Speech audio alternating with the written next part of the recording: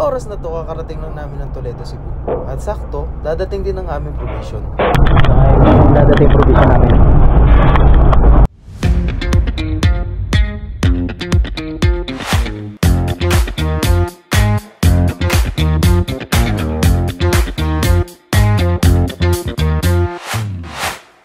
Isa sa masayang parte ng pagbabarko ang pagdating ng bagong provision. Dahil dito, makakatikim na kami ng mga bagong putahe at sariwang pagkain. Kaya lahat ng tropa, tulong-tulong sa paghakot ng provision.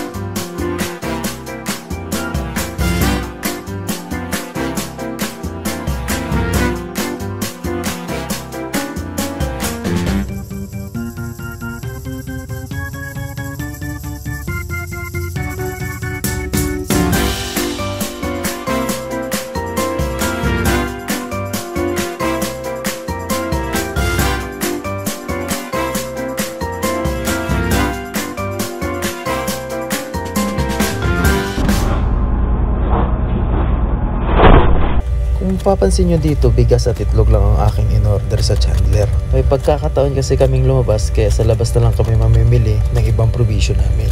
Ito yung tinatawag naming self-marketing. Dito makakabili kami ng mga murang bilihin dahil may laban ang dollar sa Pilipinas. Dito, nilubos-lubos na namin ang pagkakataon dahil nandito na rin naman kami sa Pilipinas. Ipapadala na rin namin itong mga bagahe namin. Nakiusap na lang ako sa Chandler na ipa-LBC yung aking bagahe para hindi na rin hassle sa akin. At dahil alas 8 na rin ng gabi, dito na namin pinahapunan yung mga kasama ng Chandler. Hindi pa din naman daw kasi sila naghahapunan. Sakto, may tira pa kaming ulam para ipakain sa kanila.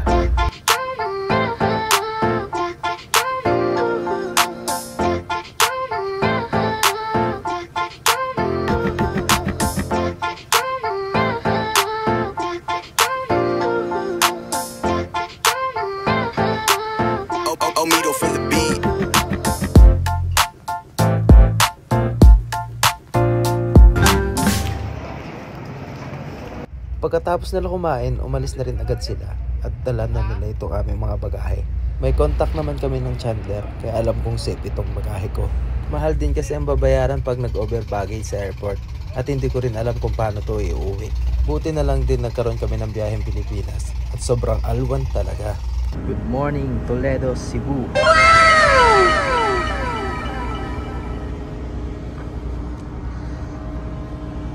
So ngayon guys, kakatapos ko lang rin magluto. Tapos ko lang rin kumain, nakapagkape na rin ako. Dito kami ngayon sa Cebu. Sa 21 pa pala yung ticket namin. Medyo matagal-tagal pa kami nandito sa Anchorage area. So dadating din yung pamilya ng ibang kasama.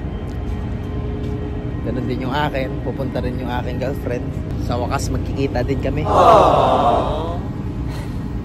So ayun, maglilinis muna ako ng kabina para hindi nakakaya sa bisita ko.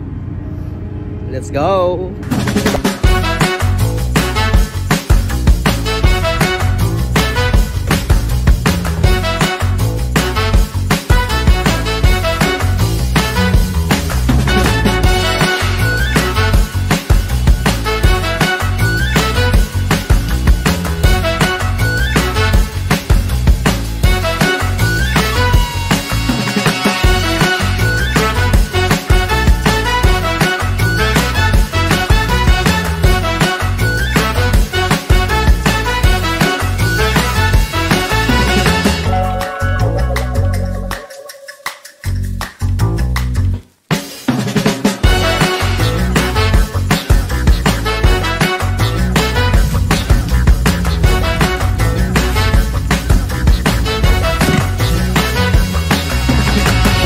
What's up guys? Tapos na ako maglinis.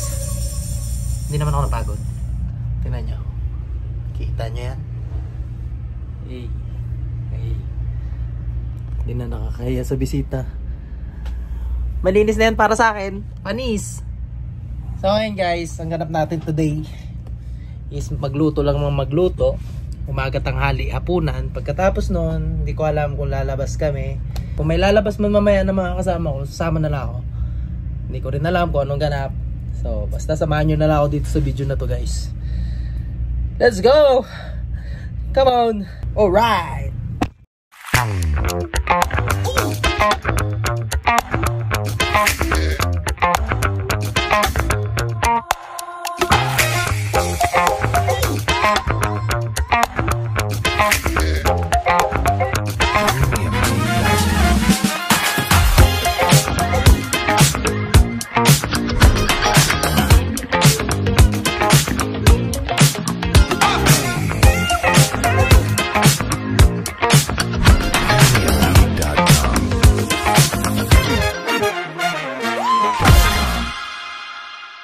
So ayun guys, palis kami ngayon. Hindi ko alam kung saan ang punta namin. Basta sama-sama lang ako sa kanila. Mamasyal naman tayo kahit minsan. Hey. So ayun na nga guys, yung bangkang sasakyan namin. Papunta na sila dito sa barko. Tapos kami naman ang papalit. Ayan. Doon lang ang punta namin guys. Tapos hindi ko na alam kung saan ang sunod.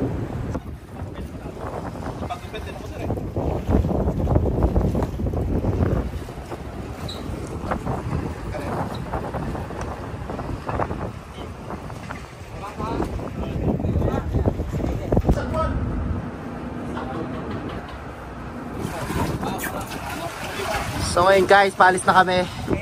Kami naman ang aalis at sila naman ang mag-duty.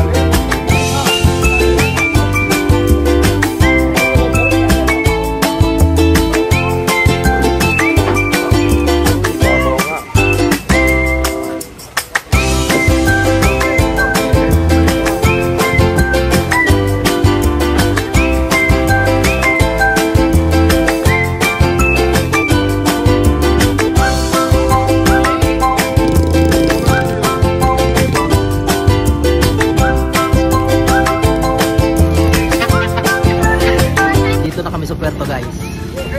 Yeah, thank you. Shout out sa'yo. Hi! Chandler na.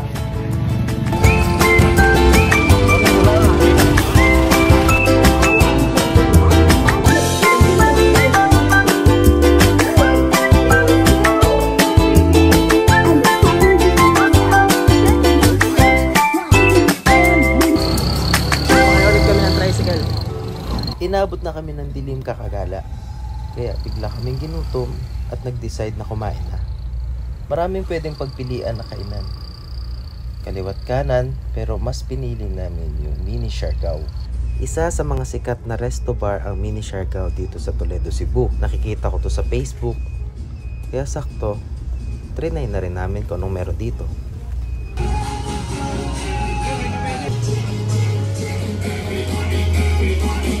So yun guys, nandito kami ngayon sa Little Siargao.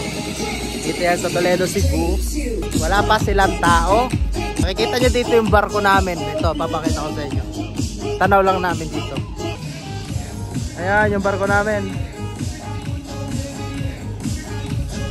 Alright. Papay! Papay! Papay! Papay! Papay!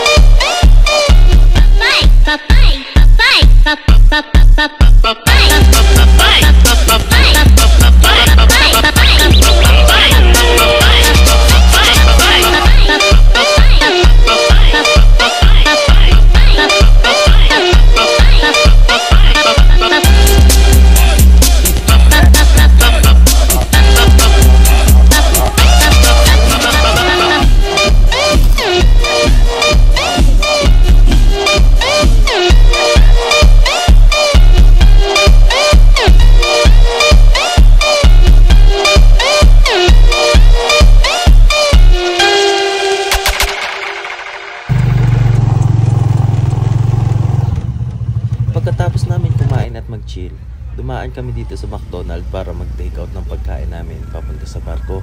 Pero sa di inaasahan, may nadaanan kaming aksidente. Ano ate? 2-piece chicken. Tapos, 2 Big Mac. Yung isa walang fries at walang coke. Tapos isang chicken nuggets, 10 pieces. Tapos isang McFlurry. Hinihintay na lang namin yung order namin. Pagod na ang lahat, pero worth it. Pagkakuha namin ng order namin, umuwi na rin kami. Minsan lang to mangyari sa tanan ng buhay namin. Minsan lang kami bumiyahe sa Pilipinas, kaya sinusulit namin. Iba pa din talaga ang ambience ng Pilipinas kaysa sa ibang bansa. Iba talaga kung saan ka naglaki. At iba din talaga kung ano yung nakasanayan mo. Sa buhay marino hindi palaging masaya. May lungkot din. Kaya pag may chance na makalabas kami, walang pag-aalinlangan na lalabas talaga kami. Kailangan namin mailabas ang stress, pagod, at pagkabagot sa barko. Kailangan namin libangin ang sarili namin para maging smooth ang trabaho namin sa barko. At sa lahat ng mga kapwa ko marino dyan, tiis lang tayo guys, matatapos din ang kontrata natin, makakauwi din tayo at makakasama natin ang pamilya natin. Saludo ako sa inyo dahil ang tatag nyo.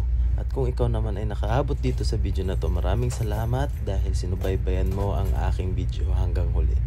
Maraming salamat at abangan nyo pa ang mga susunod kong video at ang aking mga gagawin dito sa barko.